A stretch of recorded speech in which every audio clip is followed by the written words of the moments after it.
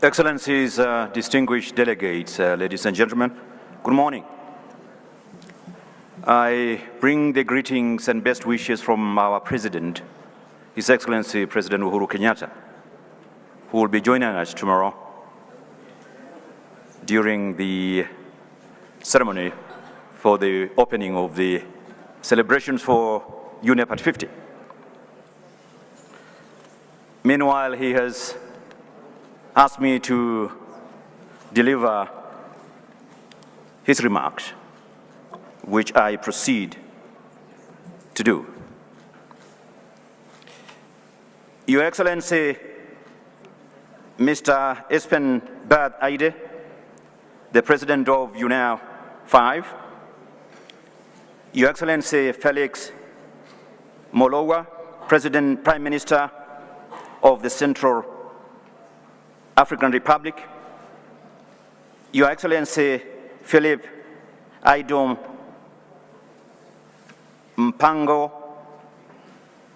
Vice President of the United Republic of Tanzania,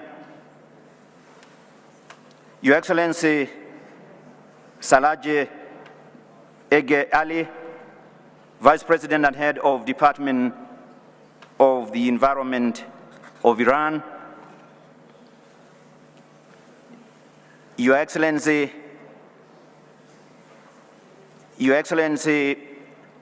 Bazaiba Basudi, Deputy Prime Minister and Minister for Environment and Sustainable Development of the Democratic Republic of Congo, Your Excellency Ms. Amina J. Mohammed, the Deputy Secretary General of the United Nations, Your Excellency Ms. Inga Anderson, Executive Director of UNEP, Honorable Ministers, Excellencies, Ambassadors and High Commissioners, distinguished delegates, ladies and gentlemen. It is my distinguished pleasure to warmly welcome you to this resumed session of the United Nations Environment Assembly UNEA 5.2, following the online 5.1 session held on the 22nd to the 23rd of February 2021. This session, taking place shortly after COP26 last year, is expected to provide the much-needed impetus to environmental action at global levels. Your presence here today clearly demonstrates your willingness and strong commitment to combat the triple planetary crises, namely climate change, nature and pollution, and sustainably conserve our planet for future generations. Excellencies, ladies and gentlemen, the science is crystal clear. We humans are putting extreme pressure on the planet. Despite representing less than 1% of life on the planet, humanity has crossed the planetary boundaries as the main driver for chemical pollution, biodiversity loss, greenhouse gas concentration in the atmosphere, causing climate change, excessive nitrogen and phosphorus pollution, and land degradation, thereby threatening the stability of global ecosystems upon which humanity depends.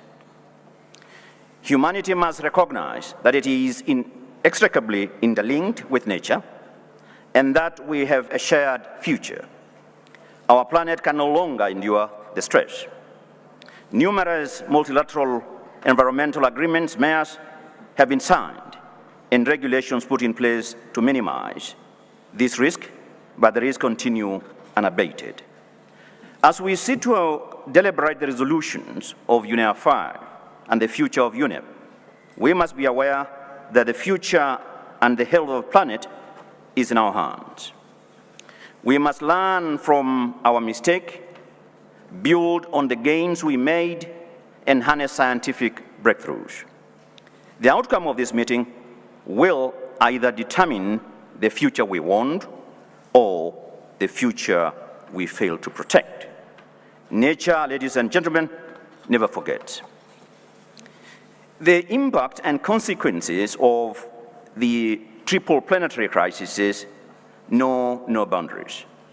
We all face immense challenges which are more acutely felt in developing countries that have inadequate fiscal and technological resources to confront the crises. As we discuss the UNEA 5.2 through the 17 resolutions grouped into 5 clusters, that is marine and plastic pollution, nature-based solution and biodiversity, chemicals and minerals, green recovery and circular economy, let us bear in mind that our deliberations and decisions will determine whether history will judge us fairly or harshly. The issues raised in the resolutions are therefore key emerging issues that need our attention and the call for a wholesome and multifaceted approaches in determining solutions for posterity. We have only one planet that we inherited from our forefathers and will hand over to future generations. The theme of this session, strengthening actions for nature to achieve the Sustainable Development Goals, is indeed relevant and most timely. But what does strengthening actions for nature mean in political terms? Excellencies, let me propose that I consider these to mean. It means recognizing the existential nature of the threat we all face and what bold and decisive actions we need to urgently take to halt the interlinked and cumulative impact of the triple planetary crises. All these 3 elements are largely driven by unsustainable production and consumption patterns, which are putting extreme pressure on the planet. Climate change continues to devastate our planet at an accelerated pace. In the last 5 years, every part of the world has felt the impact through record temperatures, wildfires, cyclones, or devastating droughts and floods. In many cases, this has led to catastrophic socioeconomic losses and irreparable damage to environment. In the Horn of Africa, we have experienced an increase in frequency, magnitude, and severity of disasters such as drought, flooding, and invasion of desert locusts. This has led to food insecurity, loss of life and livelihood, destruction of infrastructure, and in some cases, to inter-ethnic clashes over water and pasture. For us in this region, therefore, strengthening action on nature is urgent and critical, and we look forward to practical solutions emerging from this session. Strengthening action for nature also means protecting our biodiversity and addressing land and ecosystem degradation. We need a multi-pronged approach that addresses management of forest, combating desertification, and halting and reversing land degradation and biodiversity loss.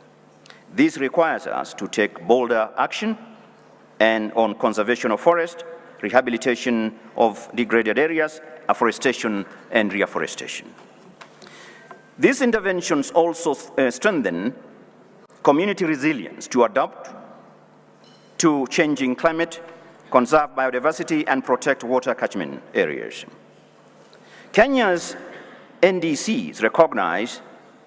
updated NDCs recognize the significant mitigation and adaptation benefits of sustainably managed forest.